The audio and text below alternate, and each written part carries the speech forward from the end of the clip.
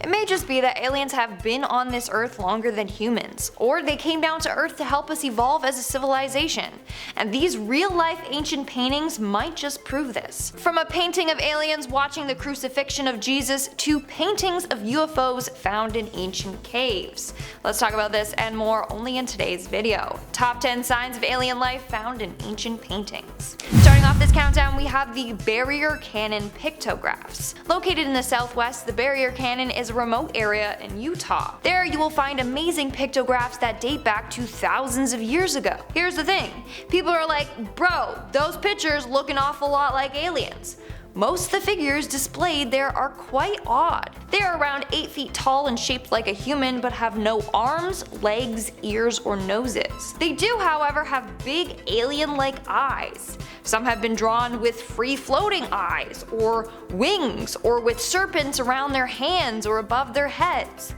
Other paintings are of animals and humans, but the humans aren't drawn nearly as big as the 8-foot tall weird creatures. The paintings are said to have been done by mixing blood and clay and possibly urine as a binder.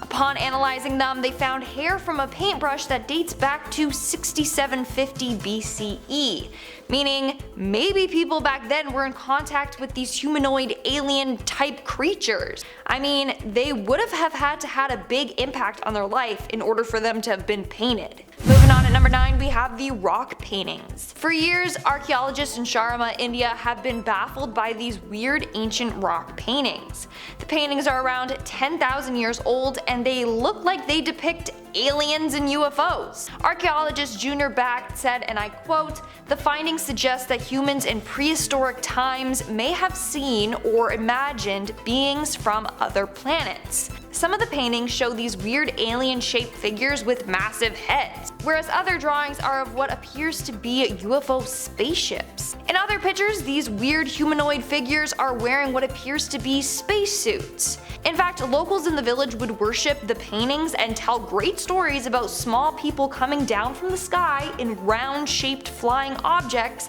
abducting people, and then never returning. So, were the prehistoric people just super creative, or were they actually greeted by these aliens?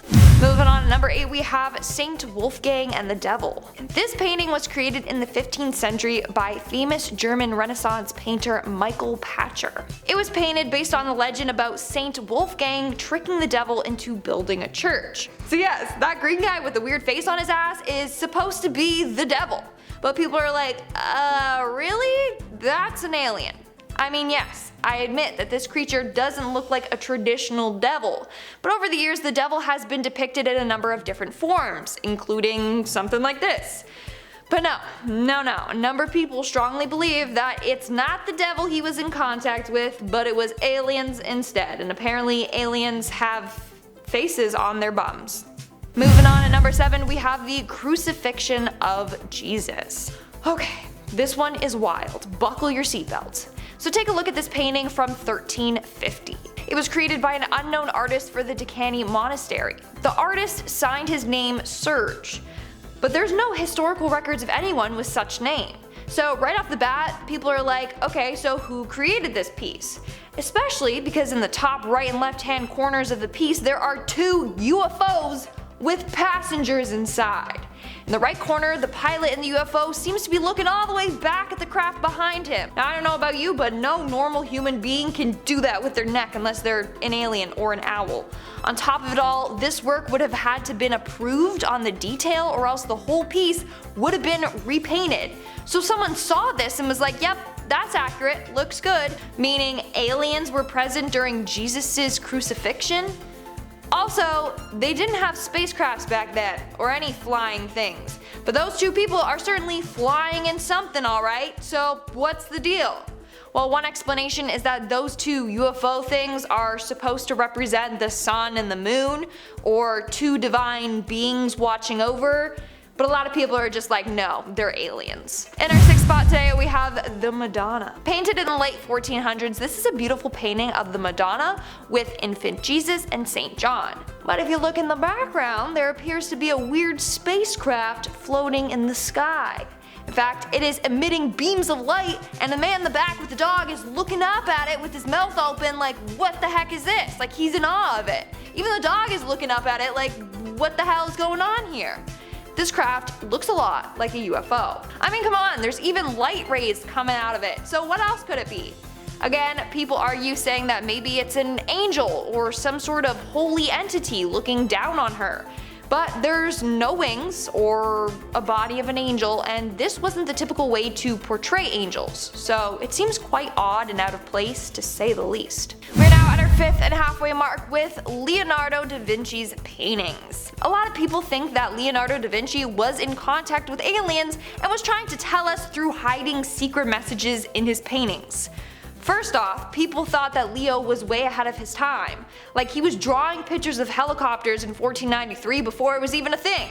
He also talked about ships that could travel underwater, submarines. Like, he came up with a lot of modern day inventions somehow back then. So people were like, okay, he's either a time traveler or an alien, or he's in contact with aliens and they were telling him how to advance society. Now, here comes the freaky part. Someone mirrored and lightened his painting of St. John the Baptist, and it appears as if there's an alien face in there. It is truly quite freaky. It straight up looks like an alien from The Predator or something. Then you have his famous work of art, the Mona Lisa. Turns out if you do the exact same thing to this painting, you also see an alien's face. So, what do you think? Was Leo subtly trying to tell us something? If so, why would he make it so hard for us to find? Also, I want to know who went around like mirroring and lightening these images. Like, were they purposely looking for a coded message? Should we be doing that to all paintings or what? Moving on, at number 4 we have the glorification of the Eucharist. This is another religious painting that might include signs of alien life. So in this painting from the 17th century we see God and Jesus looking out over God's kingdom. But what's weird is that there is this weird round object between the two with antennas sticking out of it. It looks a lot like Russia's Sputnik satellite. Now, the sphere is the creation globe, like to represent Earth and the cosmos. But people argue that if that was so, then how come there's no stars? And how come it looks like it has almost a metallic reflection? And what about the antennas, okay? Some say that it's magic wands, but it can't be because they look like they retract, like antennas. I don't know about this one, okay? There's two theories. One, aliens provided them with such a device, or two, someone is a time traveler. I don't even know anymore. Coming in at number 3 we have no chiri. This illustration is part of a UFO legend from the 1800s. The fact that back then they had stories talking about spacecrafts and extraterrestrials makes it seem like aliens are indeed real. This Japanese story talked about a sailor finding a weird floating craft in the ocean, which is what this picture depicts. According to the story, the craft was an object made from steel and glass, and was big enough to fit a small human inside. On top of that, they said inside of the craft was a small script that they couldn't decipher. Probably because it was like in an alien language, I don't know. But anyways, what are the odds that this story perfectly describes UFOs and drew them just like we picture them nowadays? In our second spot, we have the Paleolithic rock painting. This for sure is a painting of a UFO spaceship, and no one can tell me differently. Like, there's no way this isn't. Like, come on, as a kid, that's how I drew UFOs. What else is it meant to be if it's not an alien spacecraft? Anyways, this painting was found deep inside of a cave in Neo, France. It's dated back to 13,000 BC, which is insane because obviously they didn't have any flying devices back then, so what is this a picture of? Maybe they really did come across a UFO. And in our number 1 spot today we have Dracula's UFO. Not gonna lie, this is another really freaking weird one. This is a 16th century painting of Dracula's castle, like the real life Dracula, aka Vlad the Impaler. Well, hovering right above the castle in the sky is what looks like a UFO spacecraft. Not only that, but in 2014 a tourist photographed a very similar UFO right above a building in the same area. Could it be that Vlad was actually an alien? Like, what if aliens need to feed off of humans to stay alive, and that's why Vlad did what he did? Because in reality, he was an alien, not a vampire.